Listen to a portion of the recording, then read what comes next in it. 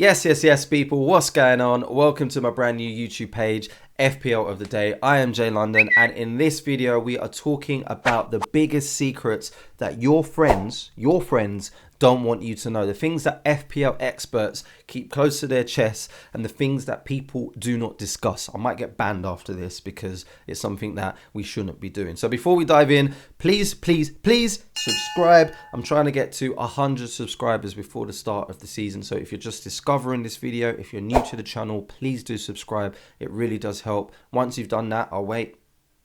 Let's dive in. Things that your friends do not want you to know. The biggest secrets in Fantasy Premier League. Yes.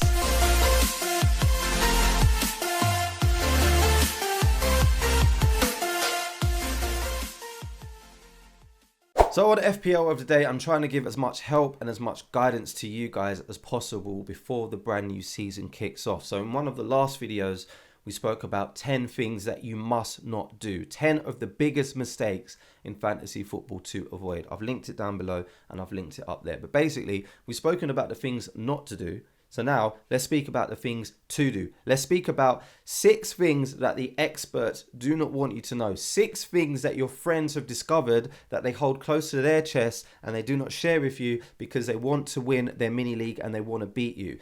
Let's start with this one right here.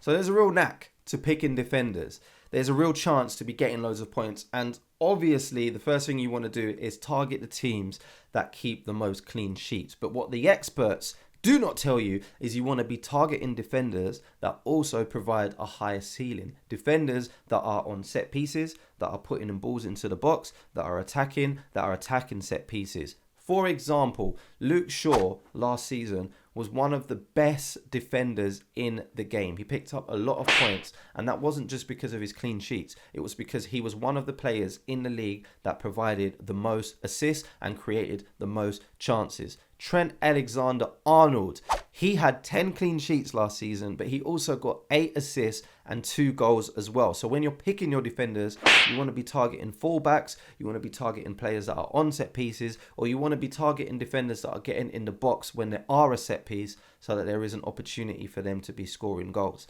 If you can combine that with a team that do have a good defense, then you're laughing. If Ruben Diaz, for example, was scoring goals or putting in assists or getting more points for things like that, then he would be the perfect defender. Alonso has been discussed as one of the perfect defenders before. Cancelo at Manchester City. These are players that are going to be getting forward, getting into the box or whipping in balls, creating more chances and creating more opportunities to be getting more points. They've got a higher ceiling. So just to conclude, you want to be picking defenders that not only are going to be giving you a good chance of keeping a clean sheet, but combine that with defenders, fullbacks that are going to be creating chances, getting in the box and whipping in balls, so you have the highest possible opportunity to be getting all of the points. So sticking with players that have got high ceilings and set pieces, let's continue with that. Set pieces are key. This is what people don't tell you.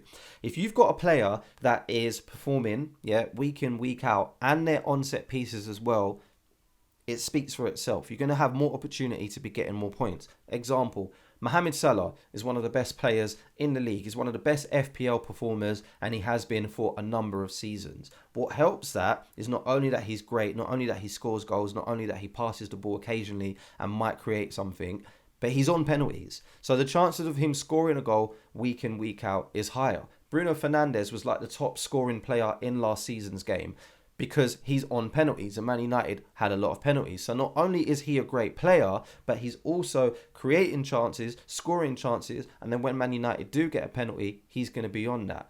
Cresswell is a person who went under the radar last season. Plays for West Ham, doesn't keep the most clean sheets week in, week out, but he finishes one of the top scoring defenders. Why? Because he's on free kicks, because he's on corners. So you want to be targeting players not only that are going to be doing really well for your team and not only going to be scoring all the points, goals, assists, clean sheets, etc., but players that are also on set pieces.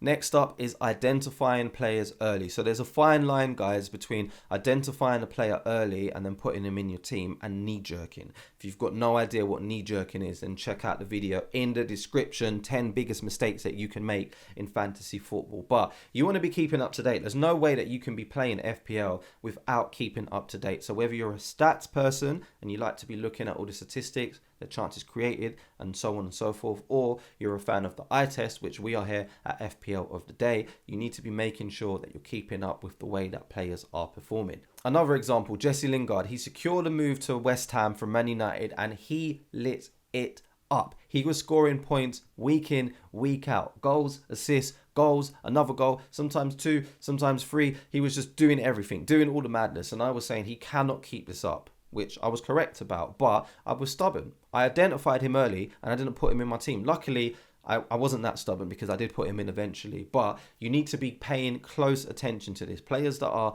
doing really well, if they're keeping it consistent and you think, oh, actually, this could be a thing, like they could actually continue this, they could keep this up for a little while, then you need to be putting them in your team. Don't be stubborn and don't try and shy away from players, or maybe you decided for the first couple of games that you weren't going to do it and then you want to stand by that decision. You can't do that. So identify players early, and when you do identify them early and they do continue to prove you right, then make sure you're transferring them in.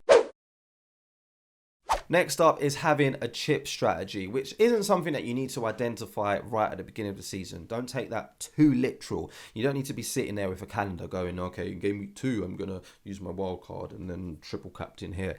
If you've got no idea what I'm talking about with chips and stuff like that, again, link in the description. I break them all down. What are chips? Explained how to use them, etc. But you need to have a rough idea of when you're going to be using your chips as the season develops, as things unfold, because you don't want to be going into a game week and then suddenly decide, actually, this is where I'm going to use my wild card, or this is where I'm going to be using my free hit. You want to be keeping an eye on the fixtures and looking ahead to know that when the best time it is to be using your wild card, your free hit, your triple captain, your bench boost and things like that, because things are going to develop very, very quickly. Sometimes you might get a double game week, sometimes you might get a triple game week, so you want to be making sure you know that these are coming up before you decide to be using your chips. So have a little bit of a strategy, and make sure you're subscribed to FPL of the day and you're following here, and then I will obviously keep you up to date with the times that are coming and the best times to be using those chips. So generally there's 2 different types of FPL managers. There's those that like to attack fixtures and there's those that like to attack form. So if you attack form, let me give you an example. You might have Harry Kane and Kevin De Bruyne.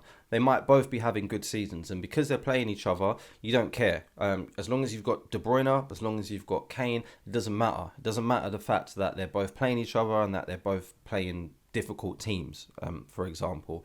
And then you've got people that like to attack the fixtures. So you might have someone like Dominic Calvert-Lewin who's having an okay season, but he might be playing Crystal Palace, who has maybe statistically the worst defence, one of the worst defences last season. So you need to find a middle ground. Ideally, and best situation is you've got a player like Kane, like De Bruyne, or like Dominic Calvert-Lewin, who are on form and playing a bad defence or a fixture that really does favour them. It might be the fact that they're at home, it might be the fact that the team that they're playing is on a bad run, but you really need to be trying to find a middle ground. Pick players that have good fixtures and that are on good form. If you can manage to merge that together, then you're laughing. So it might be Harry Kane, Kevin De Bruyne, Dominic Calvert-Lewin. Maybe they're on form and they're playing someone like Crystal Palace, who has had a really poor run of games. Their defence has shown a lot of cracks, and you know that they're going to concede a lot of goals.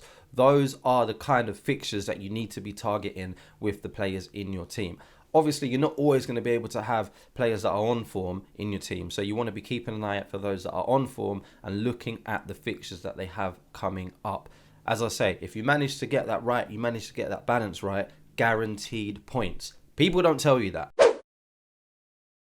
And the last one, last but not least, is keeping an eye on socials. There is no way, just to put it simply, there is no way that you can play FPL without keeping up to date. So whether that is watching some press conferences or having a look on Twitter before a game, or checking starting lineups if you can before the deadline, or just being subscribed to FPL of the day. There's no way that you can play FPL without keeping an eye on socials and team news, because you'll just lose out.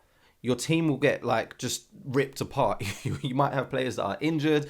You might have players that are suspended, or there might be people that are playing really well that you've not identified. If you're not watching the games, then maybe you can identify that on socials. But as I say, make sure you subscribe to FPL of the Day, and I will keep you posted as much as I can throughout the season.